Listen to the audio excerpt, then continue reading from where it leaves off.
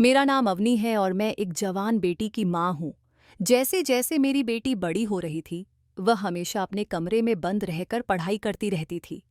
मैं इस बात से बहुत खुश थी कि वह पढ़ाई में बहुत होशियार है और हमेशा अच्छे मार्क्स लाती थी। मेरे पति अब इस दुनिया में नहीं हैं। एक रात मैंने सपने में अपने पति को देखा। उन्होंने मुझसे कहा कि 2-3 दिनों के लिए बेटी के कमरे में छुपकर देखो कि वह क्या करती है। मैंने ऐसा ही किया, लेकिन जो मैंने देखा उससे मेरे पैरों तले जमीन खिसक गई।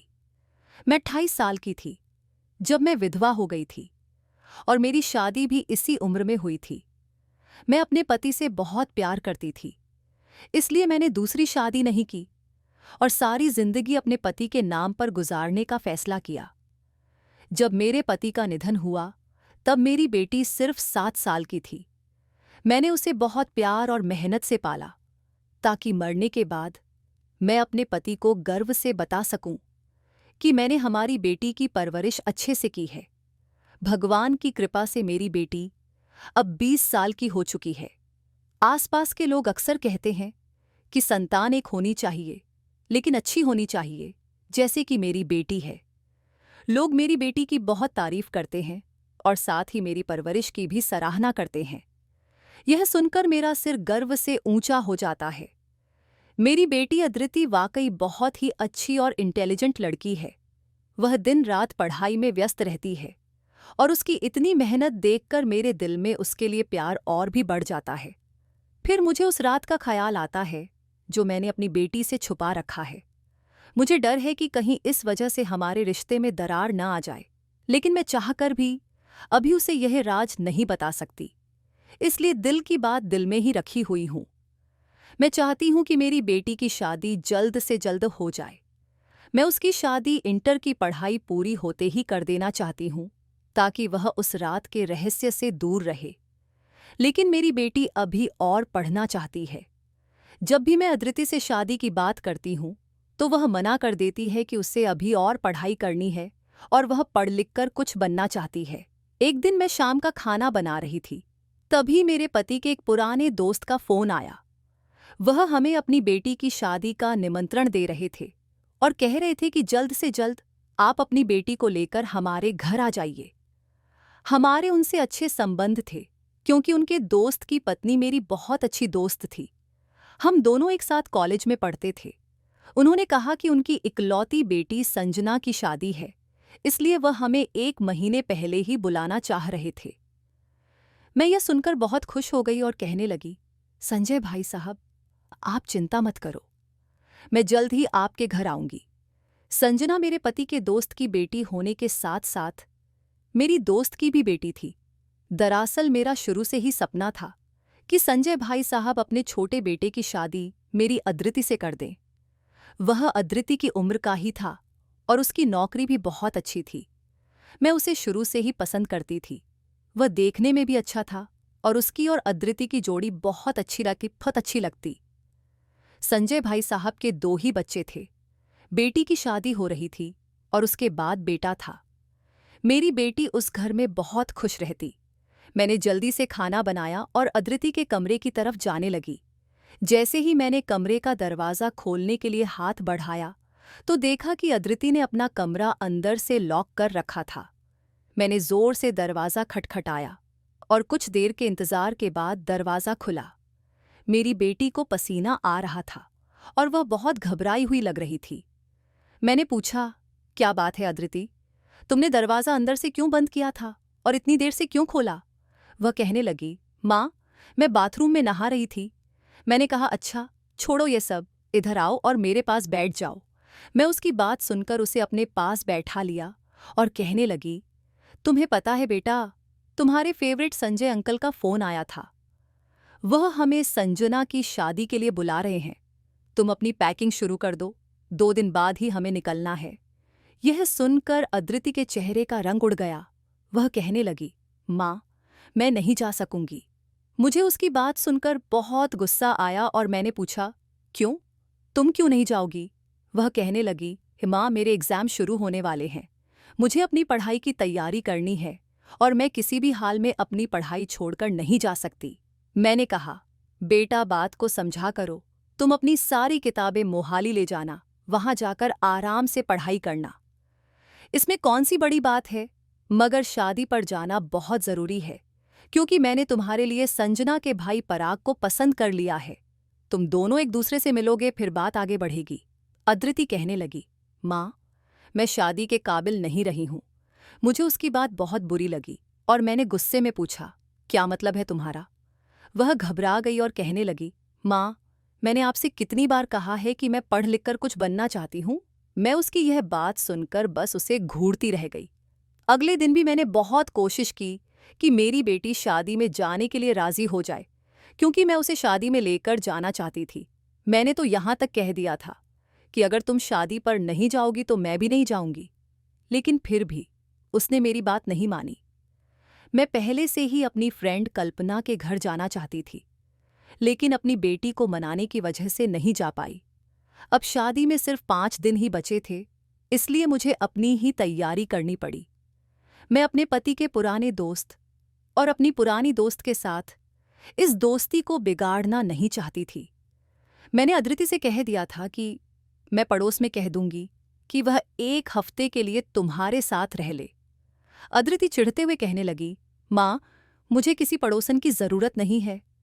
मैं अकेले भी रह सकती हूँ। अगर उन्होंने मेरे कमरे में सोने की जिद की तो मैं क्या करूंगी? मुझे पढ़ाई करने में प्रॉब्लम आएगी। मैं गुस्से से कहने लगी, अदिति, तुम जानती हो कि पढ़ाई करने के साथ साथ अपने पेरेंट्स की इज्जत करना और उनकी बात मानना भी बहुत जरूरी होता है। फिर तुम मुझे बताओ कि तुम्हारे कमरे में ऐसा क्या है जो वह तुम्हारे कमरे में नहीं सो सकती? तुम्हें अगर पढ़ाई करने में कोई प्रॉब्लम है तो तुम बाहर सोफे पर बैठकर पढ़ाई कर लेना।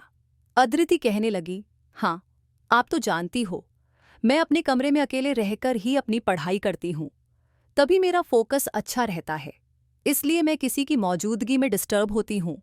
मैं कहने लगी, अच्छा, चलो ठीक है, पड़ोसन मेरे कमरे में सो जाया करेगी और तुम आराम से अपनी पढ़ाई कर लेना। बड़ी मुश्किल से शादी पर जाने की तैयारी पूरी हुई थी। मुझे पता था कि संजय भैया और कल्पना अदिति के बारे में मुझसे जरूर पूछेंगे कि वह शादी में क्यों नहीं आई। जैसे ही मैं शादी वाले घर में पहुंची, संजय भाई साहब कहने लगे, अरे भाभी, आप फिर अदिति बेटी को क्यों नहीं लेकर आईं?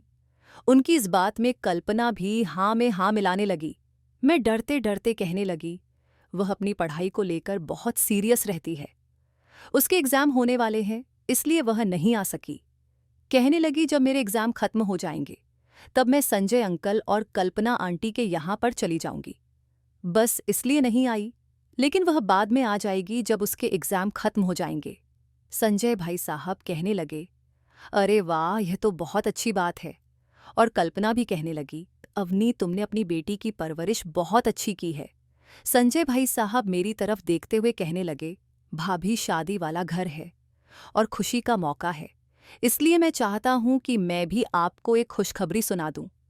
मेरी ख्वाहिश है कि मैं अपने मरे हुए दोस्त की बेटी को अपने घर की बहू बना लूं और अपनी पत्नी के रूप में अदिति को देख लूं। इस बात पर कल्पना भी बहुत खुश हो रही थी। कल्पना ने कहा, जैसे ही संजना की शादी के रस्में खत्म हो जाएंगी तो मैं तुम्हारे घर अदिति का रिश्ता लेकर आऊंगी। यह बात सुनकर मेरी आंखों में आंसू आ गए थे। मैंने संजय भाई साहब और कल्पना से कहा, आप दोनों ने तो मेरे दिल की बात कह दी है। यह खबर सुनकर मैं बहुत खुश हूं। संजय भाई साहब तो खुश होकर आगे बढ़ गए थे, लेकिन कल्पना ने मुझे गले लगा लिया था और कहने लगी, हमारी दोस्ती को अब हम रिश्तेदारी में बदलना चाहते हैं। इस तरह से हमारी दोस्ती आगे तक कायम रहेगी। संजना की शादी में खूब मजा आया और शादी अच्छी हो गई थी। शादी पूरी होने के बाद मैं अपने घर वापस आ गई थी। पड़ोसन मेरी बेटी से बहुत खुश थी। कहने लगी, मैंने तुम्हारी बेटी जितनी अच्छी और समझदार लड़की कहीं नहीं देखी। यह बात सुनकर मैं बहुत ज्यादा खुश हो गई थी। मैंने अपनी पड़ोसन अंजलि का शुक्रिया कहा, आपका बहुत बहुत शुक्रिया। आपने यहाँ मेरी गैर मौजूदगी में मेरी बेटी का ख्याल रखा। मैंने उसे कुछ गिफ्ट भी दिए और उसके बाद वह अपने घर चली गई थी। मैंने अदिति से कह दिया था कि संजय अंकल और कल्पना आंटी ने तुम्हारे लिए तुम्हारा हाथ मांग लिया है। वे चाहते हैं कि तुम्हारी शादी उनके बेटे पराग के साथ हो जाए। अदिति मेरी बात सुनकर कुछ नहीं बोली। वह मुझे अजीब नजरों से देखकर कहने लगी, आपने हमेशा से ही मुझे सिर्फ मेरे पापा के एक ही दोस्त के बारे में बताया है, जबकि मेरे पापा के बहुत सारे दोस्त थे। मुझे याद है जब मैं छोटी थी तो हमारे घर संजय अंकल के साथ साथ रितेश अंकल भी आया करते थे। लेकिन जिस दिन से पापा की मौत हुई उसके बाद से ही रितेश अंकल ने हमारे घर पर आना बंद कर दिया। क्या पापा के मरने के साथ साथ रितेश अंकल भी मर गए, जो आपने कभी उनके बारे में कोई बात नहीं की? अदिति ने मेरे जख्मों पर नमक छिड़क दिया था। मैं उससे कहने लगी, हाँ, नहीं बताया। मैंने तुम्हें रितेश के बारे में नहीं बताया। तुम जानती हो कि तुम्हारे पापा ने मुझसे लव मैरिज की थी। तुम्हारे पापा की फैमिली वाले हमारी शादी नहीं कराना चाहते थे, जबकि तुम्हारे रितेश अंकल का हमारे घर पर बचपन से आना जाना था।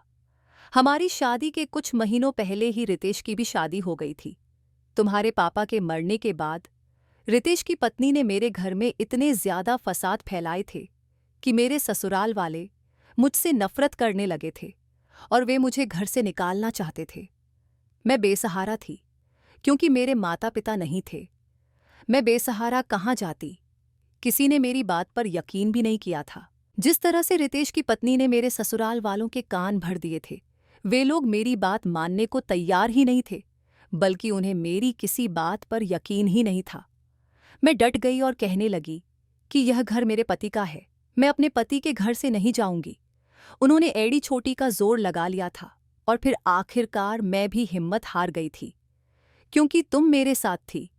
जिस दिन मैं घर से निकलने लगी थी उसी दिन मैंने फैसला कर लिया था कि मेरे पति के बचपन के दोस्त रितेश भाई साहब और उनके परिवार से हमारा कोई ताल्लुक नहीं रहेगा, क्योंकि उनकी पत्नी की ही वजह से मैं बेसहारा हो गई। उस टाइम तुम 5 साल की थी। मेरे ससुराल वालों ने मुझ पर गलत इल्जाम लगाए थे, और पता है किसके कहने पर? सिर्फ और सिर्फ तुम्हारे रितेश अंकल की पत्नी के कहने पर। जबकि रितेश भाई साहब अच्छी से कि या अस्तिंशी अच्छे से यह बात जानते थे कि मैं गलत नहीं हूं और मुझ पर आरोप लगाए जा रहे हैं। उन्होंने अपनी पत्नी के कहने पर मेरी कोई मदद नहीं की। उनकी पत्नी ने मेरे साथ ऐसा इसलिए किया क्योंकि मैं खूबसूरत थी, और जबकि वह खूबसूरत नहीं थी, इसीलिए वह मेरी खूबसूरती से जलती थी और उन्होंने मेरे ससुराल वालों को अपनी तरफ कर लिया।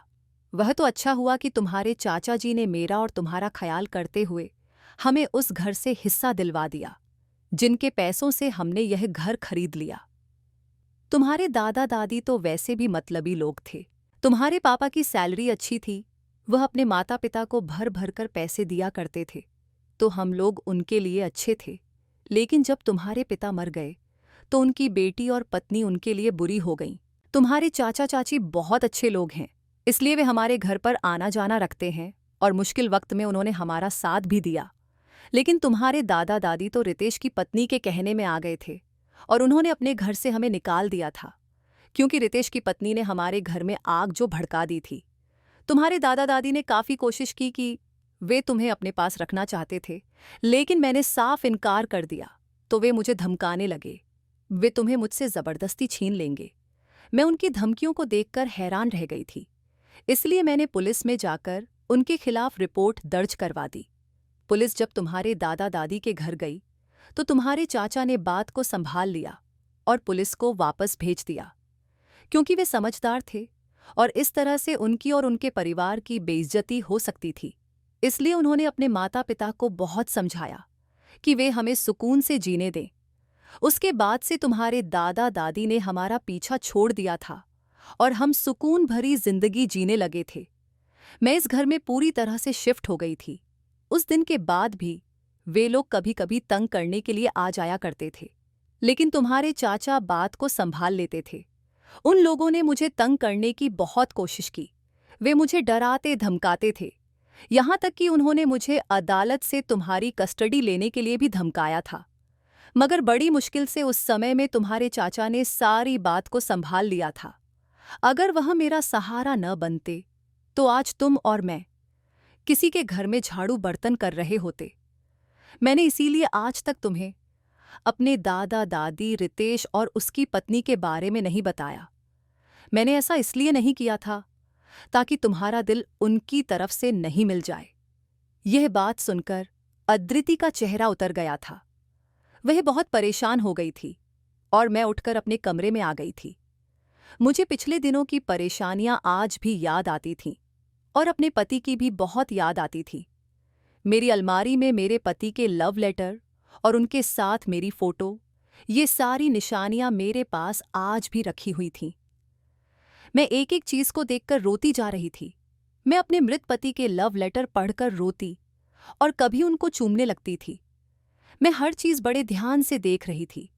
तभी अचानक मेरी नजर उनकी डायरी पर पड़ी। उनमें से एक डायरी गायब थी, जो मेरे पति की थी। मेरे पति को डायरी लिखने का बड़ा शौक था।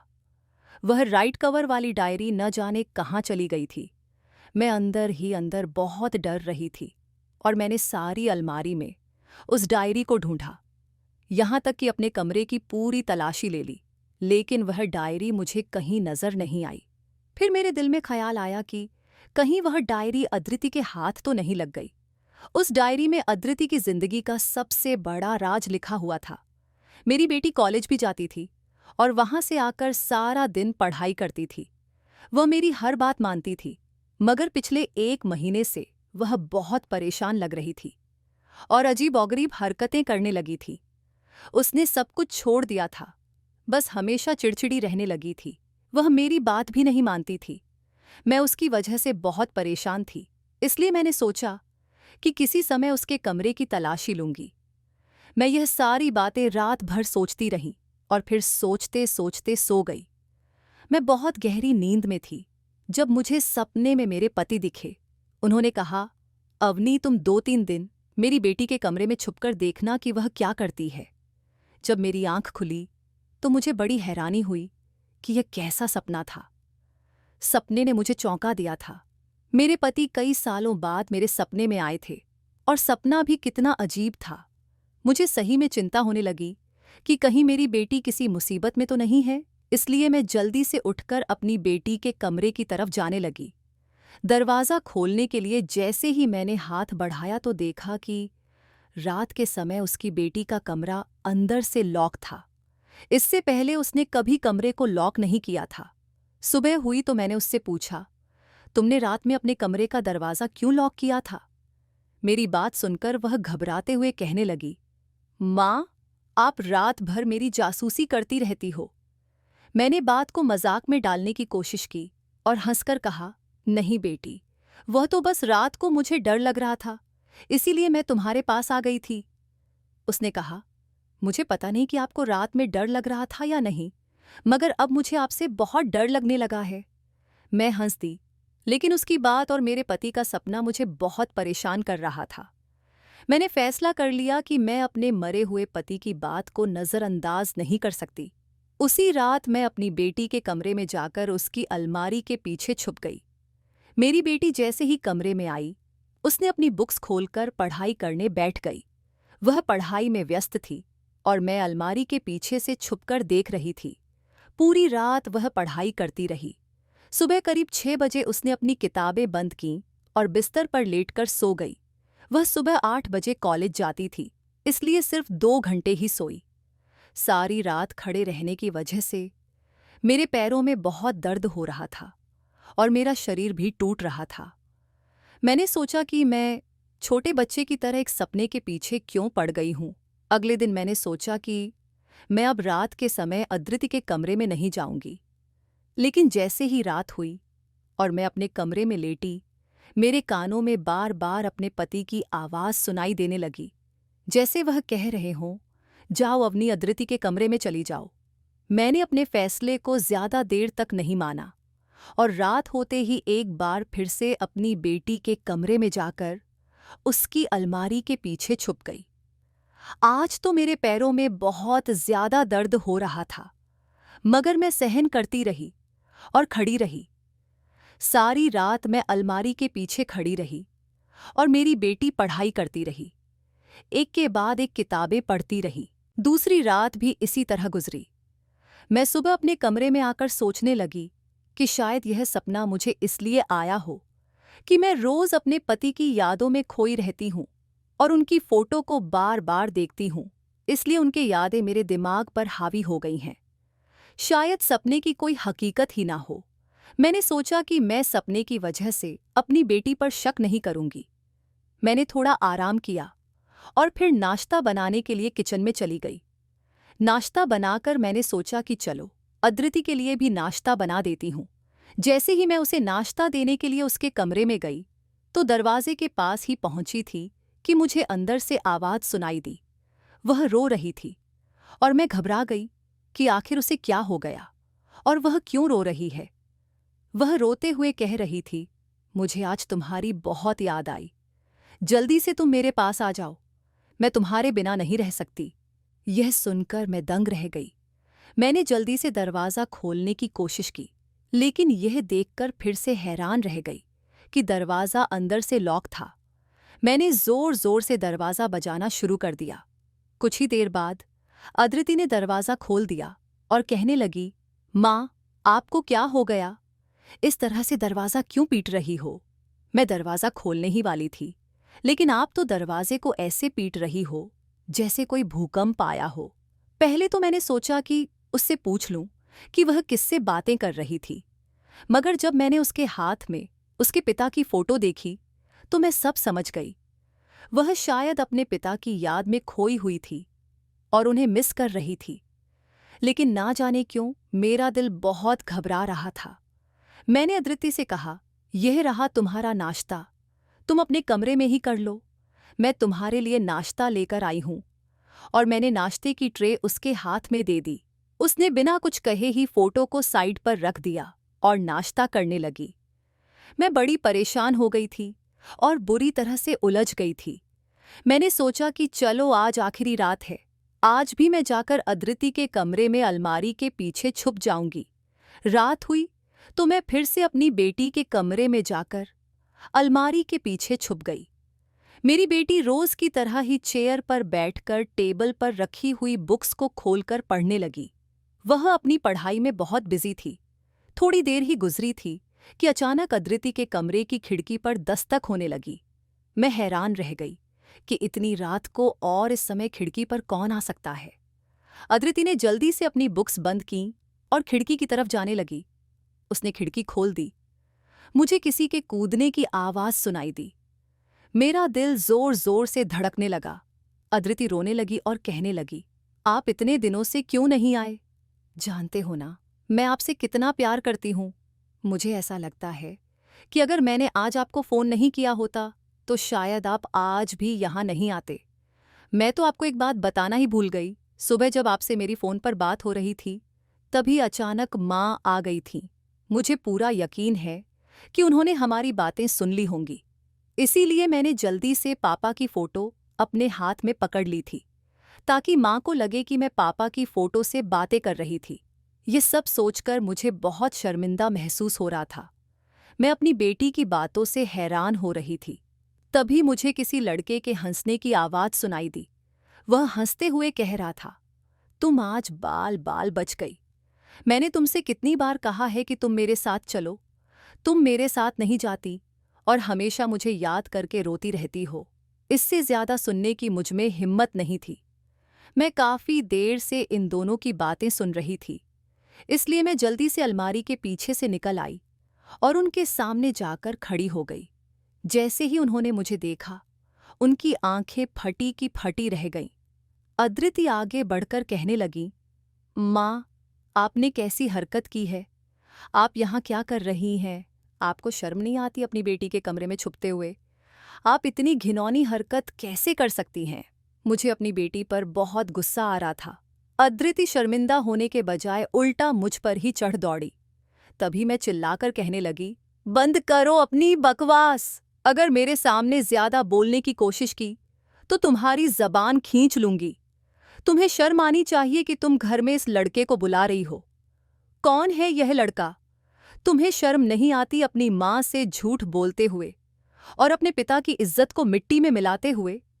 मैं तो कभी सोच भी नहीं सकती थी कि तुम इतनी गलत निकली।